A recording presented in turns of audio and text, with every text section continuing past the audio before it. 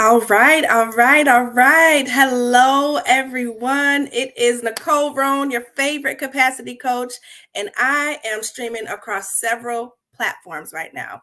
I'm on Facebook, I'm on LinkedIn, and I'm on YouTube.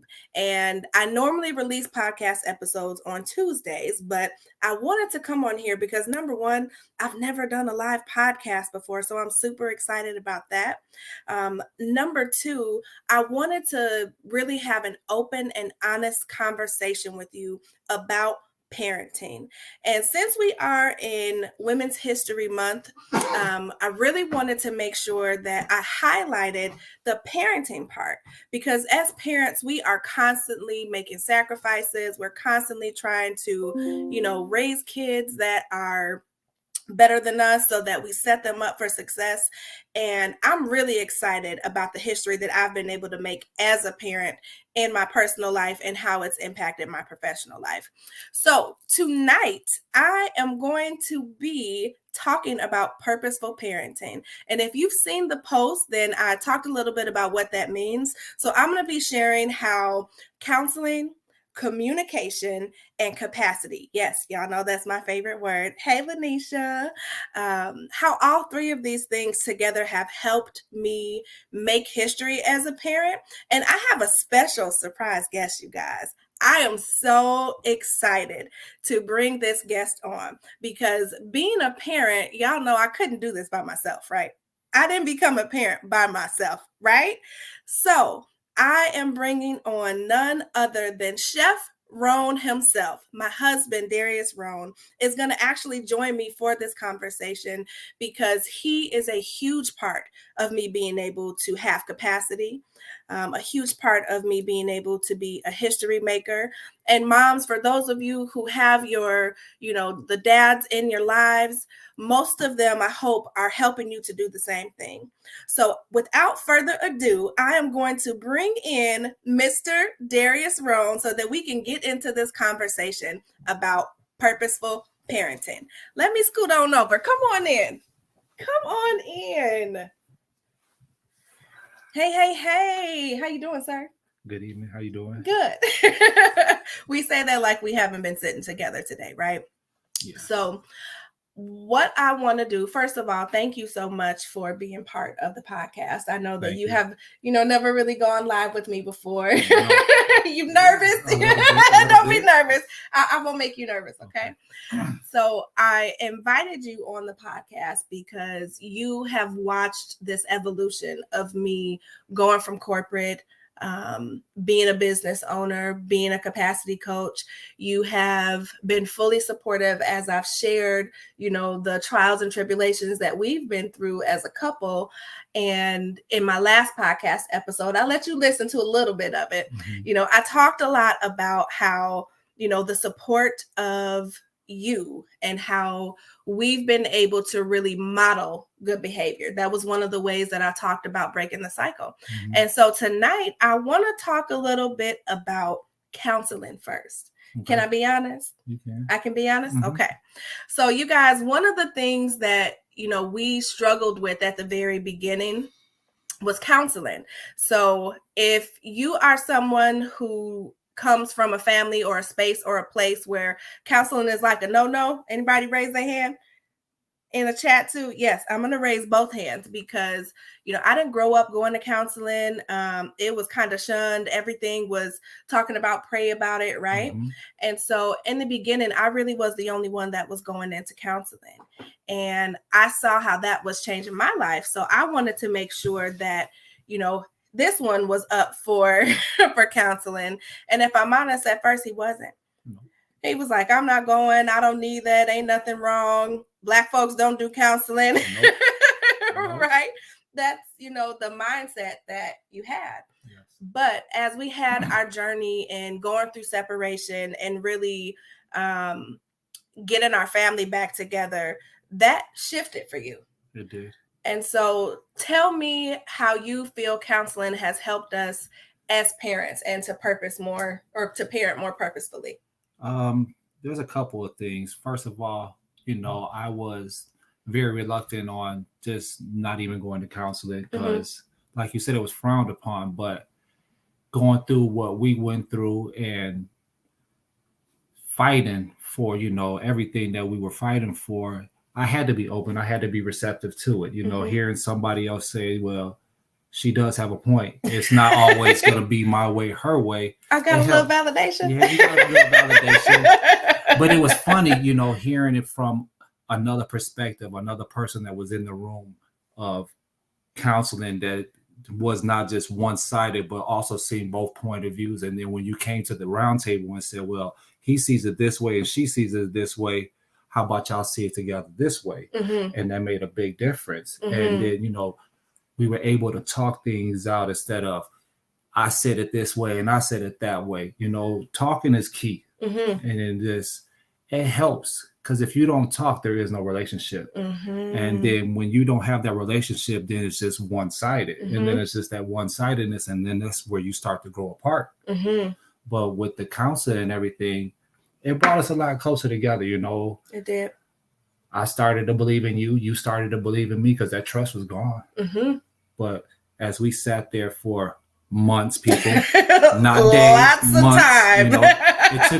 It took a lot for us to get to the space that we're at. Mm-hmm. And then now we're able to talk and, okay, put plan A to plan B. And if that doesn't work, you got C, D, and E, and everything else. Mm-hmm. So I do encourage counseling for any and everybody, because it's just not for females mm-hmm. or children or anything else. It's for us. Mm-hmm. And it's about us. It is. And I think that, apart from us going individually, right? We went individually, then we did marriage counseling. We brought the kids into that. And so that was really, really different for us. But it's been super beneficial in how we parent, because you don't laugh at me. I see you laughing at me. I know that I'm passionate about what I do. I'm passionate about my family. And sometimes when things don't go my way, that passion can come out in different ways. And so it really taught me how to have better conversations with our children. Because if you don't know, we have 3, right? So we have our 19-year-old who will be 20. Yes. We have my 17-year-old sister who we took in when my dad passed. And then we have our 8-year-old Liam, who tries me every day. I'm trying to tell him to try Jesus. Don't try me, because I throw hands, right? But, it gave us the tools, I think, to really be able to parent in different ways. Yes. I grew up getting whoopings. Now, mind you, I was allergic to whoopings, so I didn't have to get a whole lot of them. I don't know about this one over here. Yeah, I got a lot of them. But it allowed us to find different methods for parenting. It allowed us to really see our kids as individual and help us to help them through the stuff that they're going through. Because you all know, the things that kids go through now are not the same as when we grew up. No. There was no Facebook. There was no Instagram. There was not just like this exploitation of your whole entire life. There was no cyberbullying. There was none of that. So there's a much larger influence on our kids these days. So being able to cope through all of those different things, I believe that parenting really, or the counseling, helped us to do that. And to kind of change the trajectory. Yes. Now, I know our 19-year-old is not going to be happy about this, but I'm going to talk about it anyway, because we're being real, right? So one of the biggest challenges, I would say, was when our daughter turned 18. Yes. You remember that? I see that face. And we were not happy with some of the choices that she was making, particularly in, a young man. And so there was some shouting and crying and screaming and all of those different things. But through counseling, we were able to sit down and really hear her for what she needed, for what she wanted, instead of us just saying it's my way or the highway. And within that situation, what do you think counseling helped you to do as we navigated the boyfriend territory? Deep breath. Navigating the boyfriend territory has never been easy for me, because that's my baby. Mm-hmm. And I always want the best for her. But, going through counseling, we were told or even expressed to that she has to be an individual. She has to grow up. She has to learn on her own. She should fall and be able to pick herself up, you know, where we didn't get that option. You know, it was just, you're going to figure it out. But with us going to counseling and parenting counseling and family counseling, we got to hear what she had to say, and then try to give our input by not putting the input, if that makes sense. You know, so I feel that just going to the counseling gave us a different perspective, a different ear on things. Because like you said, when we were growing up, there was no counselors. Like you said, my way or the highway, or if you don't like it, get out. You know what I heard. Your tears don't move me, right? So it was testing, but that's what makes us strong. You know, and now I see it as a family dynamic right now, that we are open and able to talk about it. You know, there's no hiding under the sheets or behind the pillow or anything else. If there's a problem, we sit at the table that we're sitting at right now. We talk about it. We do. You know, and I think that's beautiful. A lot of families don't get to talk about situations or anything that has to deal with relationships or anything like that, especially when it's the mother, father, or daughter or son, however the dynamic may be. It's the kids will keep it to themselves and they'll tell it to their friends, and then we'll hear it on the back end instead of hearing it on the front end. Yeah. And through that, it's beautiful. Yeah, I agree. And I know we've always told Amaya that come to us. Please don't go to your friends. Come talk to us. So it helped us to create this safe space, right? And I know that I don't think I necessarily had that growing up. I did kind of what I wanted to do. I bounced ideas off of my friends and I tried to figure it out. So the counseling helped us a lot with being able to have those open and honest conversations about stuff that we didn't want to hear, right? You know, that you are nervous talking to your parents about. But I feel like, because to your point, Darius, the way that we've created that family dynamic is not only allowing her to do that, but it's showing her friends that, because we've had friends that needed to come and stay with us for a little bit because of how we parent Amaya. Now, you talked about communication, so I want to jump into that. Okay. So communication has been key for us in this family, and really being able to make history, you know, as I was saying, with it being Women's History Month, how we communicate has been huge. So not only do we have these family sit downs, you know, but we really, really do encourage everybody in this house, even the 8-year-old that tried me every single day, you know, to talk to us. He tries you too? Yeah. To talk about how they feel, what they're feeling, and why they're feeling it. Again, that's not something that I grew up with. And so using Liam as an example, you know, I've had to learn how to parent him. We've had to learn how to parent him differently from Amaya, because what she needs is very different from how he deals with things.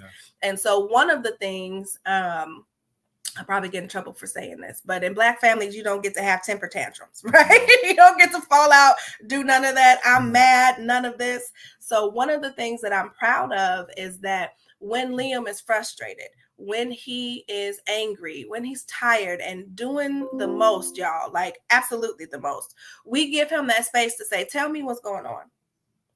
And oftentimes, you know, like the issue we were having earlier today, real life example, he was frustrated because he's still learning how to tie his shoes. Don't judge us. Yes, he's 8. We know he should know how to tie his shoes, but it's hard-headed, right? But it's been easier for us, you know, with him getting out of the door, to have the slip-on shoes. And so he was frustrated as Darius was trying to help him to practice tying his shoes. And so this is where we kind of play good cop, bad cop. You know, he got to the point where he was like, I can't. So Liam came to me, and instead of him, you know, instead of me being upset that he was whining and crying and all of those things, we sat down as a family. I'm like, well, tell me what's going on. And just creating that safe space for him to say, well, you know what, I got annoyed because I'm tired of trying to tie my shoes. I did it for 10 minutes straight. Why do I need to keep doing it? And after allowing him to express himself, to communicate with us about what he needed, he said, Mom, I just really need a break. And Darius was sitting right here. And he said, okay, well, how do we do this better next time? If you need a break, instead of you rolling around the floor like a Ninja Turtle, why don't you say something to us, right? Say, hey, Dad, I just need a break. And so we're teaching him those communication skills now, so that as he grows up into a young man, a teenager, an adult, that he knows how to communicate, that he can understand that it's okay to be upset, to take a break, pause, and let's communicate about what you need. Because what I seen growing up and what I still see sometimes, and tell me if this is true for you, is that, because you're a kid, you don't get to validate your feelings. No. You don't get to talk about what you need or any of that. And then that turns into you stuffing that down. And if we want to create capacity, and if we want to create, self-sufficient children, it's important for us to create that space for them to talk about how they feel. Now, I know this has been a huge point of contention with us sometimes. So talk to me about how, you've worked through that, especially with Liam, because mine has been good for the most part, right? Yes. Not too much trouble, but with our younger one, this whole new generation, y'all know, if you have kids that are varying ages, they're different. That's all I can say. It's just that they're different. So tell me, how this has worked out for you. It's hard. I will say that, especially growing up the way I grew up. Like you said, we didn't get to say that I don't like this, or I don't want to do this, or I don't want to learn this. Mm-hmm. It was either do it or don't do it, or just go to bed. Mm-hmm. But now being able to see him express his feelings and hear him express his feelings, we got to also remember he is a person. Mm-hmm. He has his own feelings. He has his own thoughts. And we don't know what he's went through prior to going to school and coming home and dealing with things, because school is hard, mm-hmm. And people look at people certain ways and it triggers certain things and everything else. And Liam, he's a scatterbrain. He runs around. All he wants to do is just run. And he play. Doesn't run. And it's just hard for him. But at the end of the day, we got to be able to listen and to hear what he has to say. And like you said, sit down and talk and everything else, and then come back and be like, how do you feel? And I think that makes the person or the child feel a lot better when you ask them how do they feel or what's on their mind and everything else. Because mm-hmm. growing up, nobody asked us how we felt. No, they didn't. It was hard. Especially, I can even speak for myself. Nobody didn't care about how I felt mm-hmm. or anything like that. It was, you take your butt to school, you do it, come home, do your dishes, and maybe you'll get a little TV. But mm-hmm. that was it, mm-hmm. Like you said, this day and age and generation, everybody has a laptop, a telephone that they're able to just get away from. We didn't have that outlet unless we were going mm-hmm. outside to play, and then we had to be in before the street lights came on. The street lights, don't you get in past some street lights. Right. So, I think talking just to your kids it'll make the world a lot better. Because mm-hmm. a lot of people don't talk to their kids. It's just, we go to work, we come home, we cook, good night, I'll see you in the morning. Mm-hmm. It's like two ships passing in the night. Yeah, that interaction has been everything. And so we've been really intentional as parents just to change that, right? To make sure that we are spending quality time, to make sure that we are listening to how they feel, and understanding, I give my parents credit because, as a child, you think that your parents have all the answers. They don't. And I didn't realize that until I became a mom. So to have that empathy, like, I don't know how you did this with 7 of us, and there's 10 of us in total. So, I'm hoping that the seeds that we're planting now are going to help them to be better when they get older, and that they then take these skills that we're teaching them, to help them through the trials and tribulations of being a parent, because it's hard out here for a parent. It's hard. So the other thing that I want to talk about is capacity. Your favorite word. My favorite word. So capacity to me is the amount of time, energy, and resources you have to deal with all the moving parts of your busy life. And is it true that capacity is like a household word in this house? It is. It is, right? The kids say, I don't think I have the capacity for that. I'm sorry, sir. You're gonna have to make the capacity to clean that room, right? It is. But even as parents, we have really learned how to maximize each other's capacity. And that has been life-changing for me, because a big part of the reason as to why I'm able to do what I'm doing as a capacity coach is because of this guy right here, right? Him understanding that the capacity that I had 10 years ago is not the capacity that I have today. Because at one point, it was about 10 years ago, right?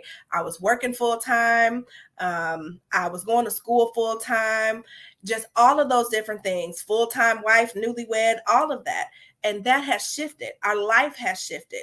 And so I've had to be honest about what I need and what I need help with. Mm-hmm. And he helps with that, right? And then he has to be honest about where his capacity is and really taking the time to understand how much capacity each of us have. So where I fall short, he picks up. Where he falls short, I pick up. Now, I have to be honest here. There is a lot more of the capacity taking that he does on my part, because I'm grateful to say that, you are chef Ron. I don't have to cook, right? And oftentimes I don't. That takes a huge weight off of my plate. But I don't know if I've ever told you this. I've told my listeners that I felt bad as a woman and as a wife at first, because I felt like it was my job, it was my role, it was my responsibility to cook, because that's just what I've seen, that's what I've learned. And so you helped me to see that, hey, I'm really, really good at this. Not that I can't cook, because I can get down, y'all. I can. Believe me. But he does it better, quicker, and faster. And so he's like, why are you being so stubborn? Just let me do it. Right. And so we trade off on highlighting what he's good at and what I'm good at. And so we recognize each other's capacity, and that helps us to be better parents. So, and I'll touch on this part in a second, but we get to model that. And I want to know how you think that impacts our children and, right now and in the future. But first, I want to ask you, how has this capacity journey been for you as our lives have evolved as spouses, as parents, taking on more responsibility, me leaving corporate and, becoming a full-time entrepreneur and business owner? These last, I'm going to say 3 to 4 years, at the beginning, it was real rocky because it was COVID. Mm-hmm. And we all were trapped in the house for a year and a half. Almost 2, yeah. So, but I think even then, we really found out who we are, what we were capable of taking on, and what we can do. Mm-hmm. And you starting off into the entrepreneurship and, leaving your job and everything else and walking into the place that you are in now, I had to increase the capacity to take on new roles, to take on the bigger journey steps and everything else, to let you sit down and focus and get into the classes that you were in, and watching you there at the computer from 8 to 5 to 6 o'clock at night. I knew that it had to be done just for you to start the journey that you were on, and that you're on right now, into the place that you're at right now. Because it ain't been easy. No, don't make me cry on here. It hasn't, I could remember when we started our first podcast. In a hotel room. Oh my gosh, when I went live for the first time, and I was nervous. Yeah, but you created the capacity. He was the cameraman. He was coaching me. He was like, look like this, sit like this, take a deep breath. You're going to be all right. Yeah, man, I forgot about that. It's been a journey, but I think just sitting back, and I always say play the tape forward and see where it's going to go. Don't ever go backwards. Always go forward and play the tape so far forward you let your mind wander and get into places that you've never been. And look where you're at now. Yeah. You got over 1,000 viewers and over in your podcast and everything I else. just hit 6K. I just hit 6K, y'all. Congratulations. Thank you for being listeners. And just, it's beautiful. I love it. I love from you from the head to the toe, and everything, it's not easy, but you do it. You'll sit right here at this table for hours at a time, but somehow you get it done. And I try to make your life as easy as possible that it can be, like you say, where you fall off, I pick up and keep picking up and keep picking up. You know what? Don't you do that? But, no, it's beautiful though. I enjoy walking with you in this. Thank you. Thank you. I appreciate it because I often say, so many people hear about the negative side of what we went through. And, to be able to sit here and talk about the positives and how we show up for our kids and we model that behavior, it's amazing. I'm laughing because Lanisha, I see your comment. Play the tape forward. Come on, capacity coach. Yes, that's what it is, right? And that's something that he tells our kids all the time. And we're helping them to start early, right? I hadn't heard nothing about capacity early on in my life.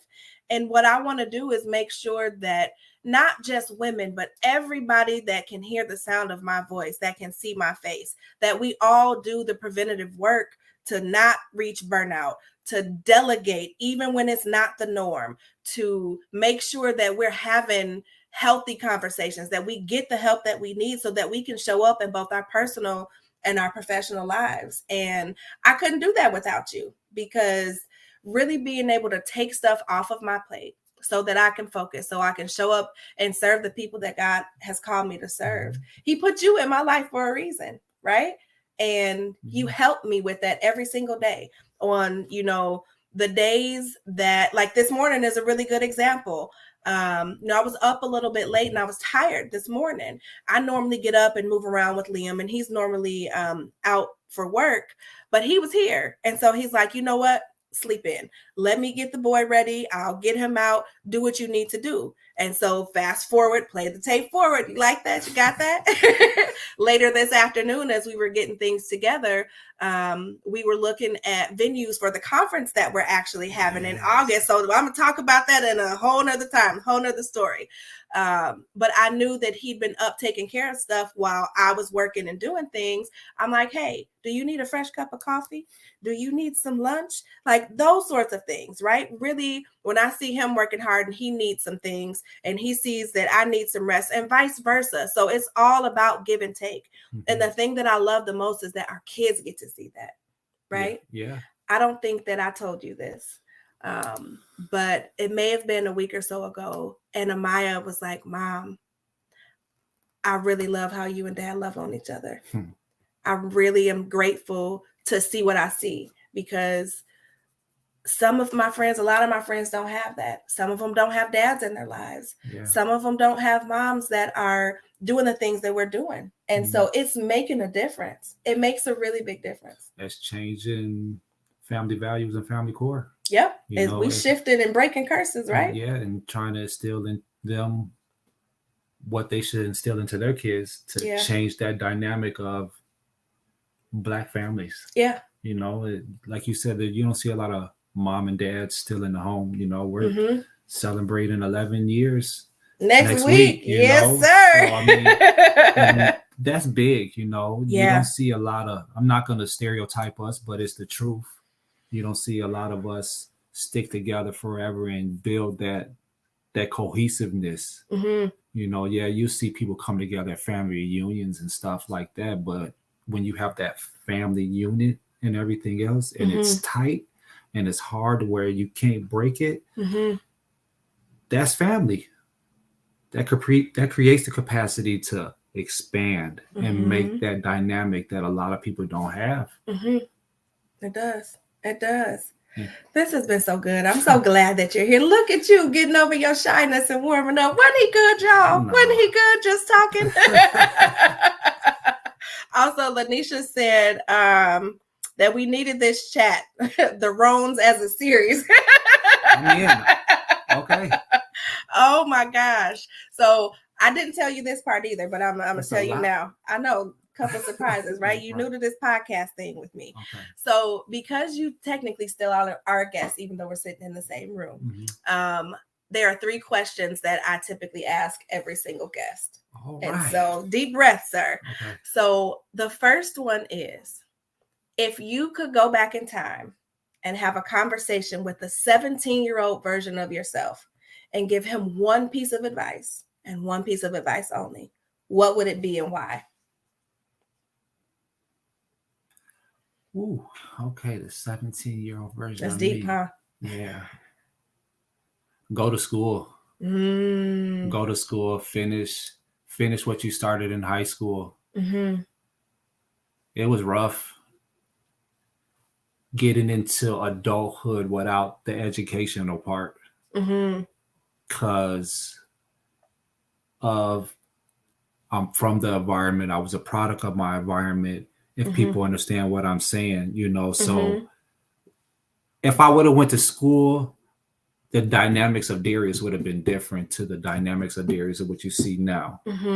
I would have had a little bit more education. I would have been in the school of hard knocks as being a cook and stuff like that. I would have went to culinary school and everything else and learned as I was going, instead of just learning from starting at the bottom of the kitchen and working my way through the kitchen. To the top. Come on. Yeah, beep, so, beep, toot, toot. I would tell myself, go to school, finish it. It looks like it's going to be hard, but in actuality, a degree goes a long way. A piece of college education goes a long way. Yes, you got a high school diploma, but this day and age and everything else, where it's computer technical and everything else, that piece of paper holds just a little bit more weight. You can have all the experience in the world and you'll get turned down. But if you have just a piece of paper with an experience, it goes a long way. I love it. Yeah. So to finish what you started. Okay. Yes. All right. I love that. I'll take it. Okay. The next question, since we're on the Flow and Flourish podcast and you know that I am the capacity coach, tell me one thing that you do on a regular basis to make sure that you flow and flourish and that you have capacity.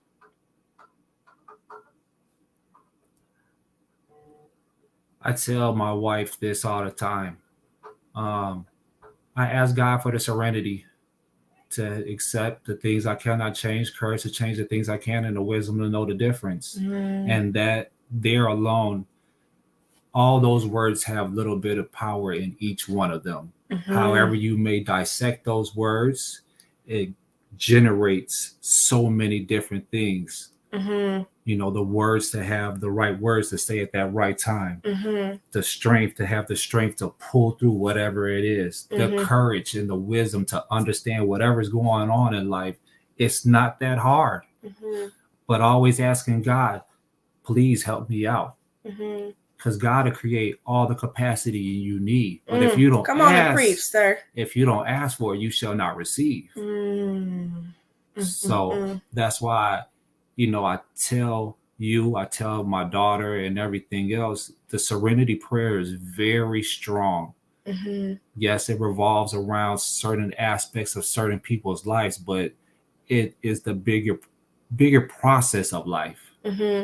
In my book and in my eyes. And it helps me because it be days that I'm dog tired, but God, can you please just go and give me a little bit more strength, and I'll perk up, and next thing you know, I did 10 loads of laundry. I did everything else, and you're like, wow, what happened? Yeah. And I asked for help. He increases your capacity on a daily basis. I love it. And it's true, you have taught all of us to recite the serenity prayer. I don't have my bracelet on today, but you have yours. See? Yeah. True. And when you're not here and Liam creeps in the bed, we say the serenity prayer at night together. So I love it. All right. Last thing. This is not even hard. You are right. You're all right.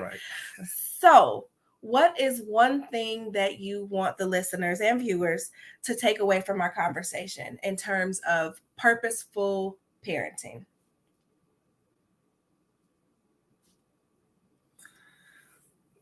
You only can teach your kids so much.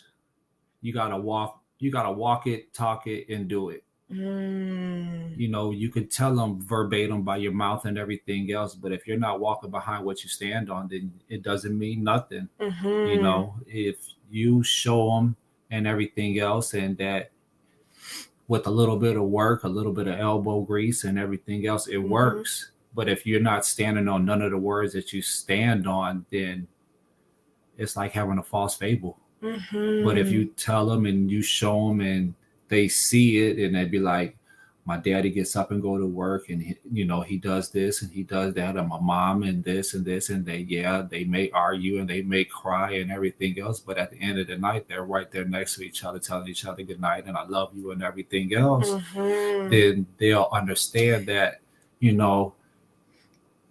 if you work at it, it works. But if you just passing each other by and everything else, and you're saying you're saying the same words, but you're not coming to that point or to that head, then it's not going to work. Like Pastor said, our rings is full circle. There's no points, there's no heads, there's no nothing. It's full circle. So if you start on one half of the circle and I meet you on the other half, we made a full circle. It's not a 180, but it's a whole 360. So yeah, I mean, go on and preach. You got to look. Lanisha had already said, "Where can we book Darius Rome for other podcasts?" Yeah, just please talk to your kids. Yeah. Don't wait. That's two things. No, I said one. No, because it's part of parenting. Oh, okay. Sorry. Well, no, but wait a minute. Okay, go ahead. I'm sorry. So it's two things. Talk to your kids and let them know that it's going to be okay. Okay, I love it. Did you have fun? Yes, I was a little bit nervous at the beginning, but you did good. I'm proud of you. Thank you for getting on here with me. I love it. And what I'm always saying is walk the talk, right? Our kids do what they see, not what we say. And so I love that you ended it with that, because we are living, breathing, walking testimonies of that. And so we try to make sure that our words match our actions. And, when it comes to capacity overall, it's the same thing. What you say you want, like, what are you spending your time on? We say that we want healthy, well-rounded kids that know how to make decisions, communicate, and express their feelings. And that's what we're doing. We're helping them create the capacity to do that. So, oh my goodness, this has been so fun. I might have to do some more live podcasts. For those of you who follow the podcast, this one will be posted later on this week. I did want to go ahead and just give you a little bit of a treat. Bring on Chef Darius Rome so that we could talk through and have this amazing conversation. So if you enjoyed this, please let us know. And if you are watching the replay, let us know that you love this as well. You can find the Flow and Flourish podcast on all the platforms. We are on Apple Podcasts, Google, Spotify. Oh, you and your yes, Lord. Y'all see this? So thank you again for all of you who are watching live. Thank you for the replays. We really appreciate it. And we hope you have a wonderful night. I look forward to continuing to be your capacity coach and watching you flow and flourish in every single area of your life. Good night, guys.